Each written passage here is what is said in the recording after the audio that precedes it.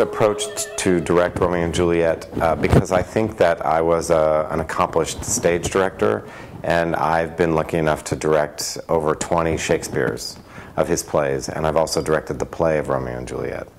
So one of the things about trying to approach the opera was to analyze it dramaturgically and look at what was different about Gounod's version from Shakespeare's version. The truth about Romeo and Juliet is that the first half is a comedy which ends in a marriage, and the second half is a tragedy. And it's kind of a community tragedy. It's not a tragedy for two people. So I had to try to create a world in which an entire community could participate in the loss of these two beautiful young children.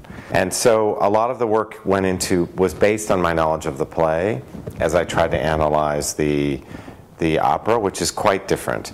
The play is based on a kind of romantic love, you know, between two people, and Gounod is kind of interested in like mystical love. So our version really tries to marry the two. It tries to put together the romantic version that's in the music and in the original play with this kind of mystical place that these two kids go to. The settings are all based on, instead of doing 16th century, we pushed it up to 18th century, and we based it all on Fellini's Casanova, because the costumes the world's a little more decadent, it's a little more elegant. For us, it's sort of a little bit richer, and tried to make. I'm less into my visionary world, if you would call it, is actually to make it dynamic, fast, exciting, and try to make it so that from inside of the piece reveals all of the emotional qualities. I don't do an external concept that I like dump on the piece, so it's not set, you know, in some weird location with trailers and, you know, on Mars or anything weird. I just actually find the thing from inside to reveal it.